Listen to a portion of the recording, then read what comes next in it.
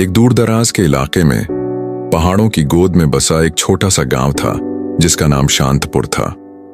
यह गांव अपनी बेमिसाल प्राकृतिक सुंदरता के लिए दूर दूर तक प्रसिद्ध था। चारों ओर हरे भरे खेत लहलहाते थे और गांव के बीच से एक निर्मल नदी कल कल करती बहती थी, जिसकी आवाज दिन भर हवा में गूंजती रहती थी। शांतपुर के लोग सादगी पसंद, मेहनती और जीवन से संतुष्ट थे। वे अपनी धरती से प्यार करते थे और मानते थे कि प्रकृति ही उनकी सबसे बड़ी पालक है। लेकिन उनकी यह शांति और खुशी एक अदृश्य प्राचीन खतरे के साथ गहराई से जुड़ी हुई थी। एक ऐसा अभिशाप जिसे वे मौत का सौदागर कहते थे। यह भयानक समझौता था जो सदियों से पीढ़ी दर पीढ़ी चला आ रहा था। हर 7 साल में जब फसलें अपने चरम पर होती थीं और गांव में उत्सव का माहौल होता था, तभी एक अज्ञात और भयानक महामारी शांतपुर पर टूट पड़ती थी। यह महामारी इतनी तीव्र होती थी कि कुछ ही दिनों में गांव की सबसे स्वस्थ और मजबूत जिंदगियां भी इसके आगे घुटने टेक देती थीं। कई घर सूने हो जाते थे और चारों ओर मातम पसर जाता था।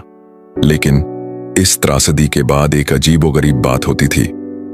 हर महामारी के समाप्त होते ही गांव की मिट्टी और भी ज्यादा उपजाऊ हो जाती थी। उसमें एक नई जान आ जाती थी। अगले चक्र में फसलें दोगुनी हो जाती थीं, अनाज के भंडार भर जाते थे और गांव फिर से आर्थिक रूप से समृद्ध हो जाता था। ऐसा लगता था मानो प्रकृति अपनी असाधारण उदारता और समृद्धि का सौदा सीधे सीधे इंसानों की अनमोल जिंदगियों से कर रही हो। यह एक भयानक संतुलन था, एक कड़वी सच्चाई जिसे उन्होंने स्वीकार कर लिया था। गांव के सबसे बुजुर्ग व्यक्ति बाबा ज्ञानदास, जिनकी उम्र गांव की सबसे पुरानी चट्टानों जितनी थी, ने इस सौदागर के बारे में कई कहानियां सुनाई थीं। वे बताते थे कि यह कोई बुरी आत्मा या भूत नहीं, बल्कि एक प्राचीन क्रूर शक्ति है जो केवल तभी शांत रहती है जब उसे हर 7 साल में चढ़ावा मिलता है। यह चढ़ावा और कुछ नहीं बल्कि गांव के ही कुछ प्रियजनों की जान होती थी। उन्होंने अपनी युवावस्था में कई बार इस अभिशाप से मुक्ति पाने की कोशिशों के किस्से सुनाए थे।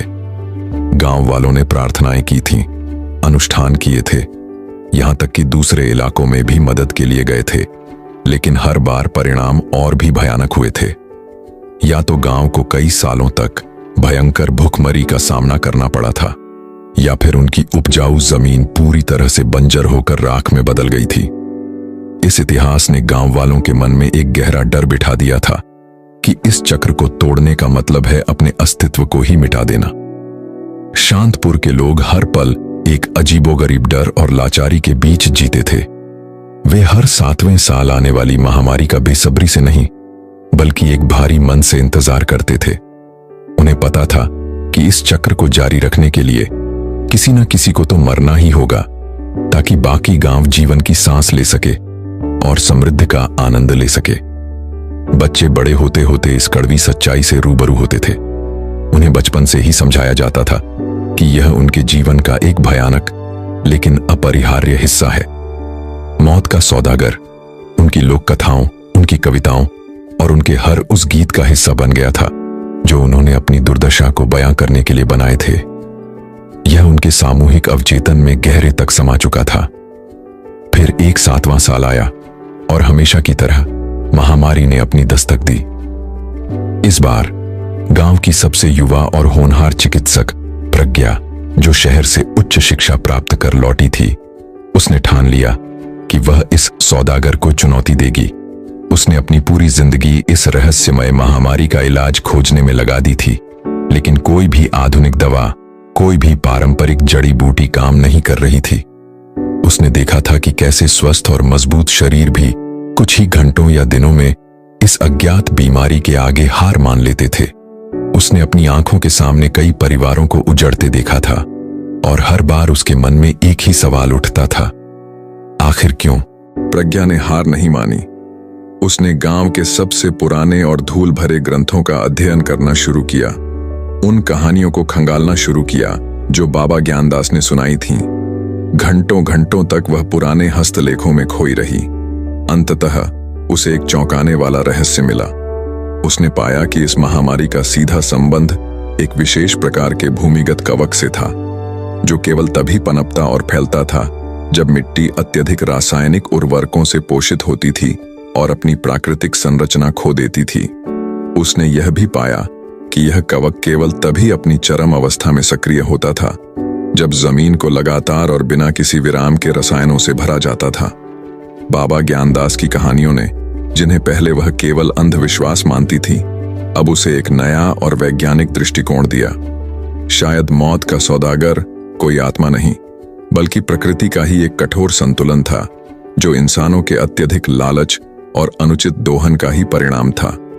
प्रकृति अपनी खोई हुई शक्ति को वापस पाने के लिए मानव जीवन की कीमत चुका रही थी। प्रज्ञा ने अपने निष्कर्षों के साथ गांव वालों को इकट्ठा किया।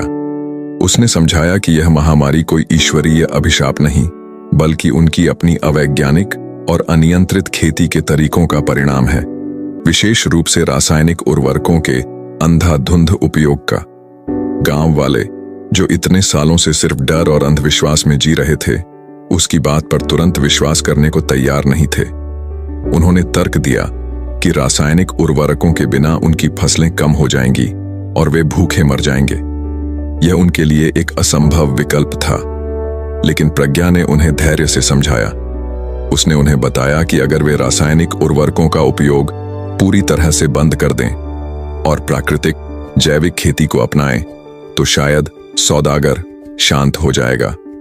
उसने समझाया कि शुरुआत में फसलें थोड़ी कम हो सकती हैं, लेकिन लंबे समय में जमीन अपनी प्राकृतिक उर्वरता वापस पा लेगी और स्थायी रूप से अधिक उत्पादन देगी। कुछ बुजुर्गों ने, जिन्होंने बाबा ज्ञानदास की कहानियों में छिपी वैज्ञानिक सच्चाई को अब समझना शुरू कर दिया था, प्रज्ञा का साथ दिया। उन्होंने धीरे धीरे रासायनिक उर्वरकों का त्याग किया और प्राचीन प्राकृतिक खेती के तरीकों को अपनाया। पहले कुछ साल वास्तव में मुश्किल भरे थे। फसलें कम हुईं और गांव को थोड़ी आर्थिक तंगी का सामना करना पड़ा, लेकिन गांव वालों ने इस बार हार नहीं मानी। उन्होंने एकजुट होकर काम किया, एक दूसरे का समर्थन किया और प्रकृति के साथ एक नया संबंध स्थापित करने का दृढ़ संकल्प लिया। और फिर आया 8वां साल। पूरे शांतपुर में एक अजीब सा तनाव और डर का माहौल था। हर कोई महामारी के आने की प्रतीक्षा कर रहा था, क्योंकि यही उनका सदियों पुराना चक्र था। लेकिन इस बार चमत्कार हुआ।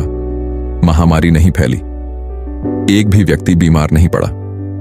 जमीन अब भी उपजाऊ थी, लेकिन संतुलन में। मिट्टी में वह घातक कवक अब नहीं पनप रहा था, क्योंकि उसे पनपने के लिए आवश्यक रसायन और असंतुलन नहीं मिल रहा था।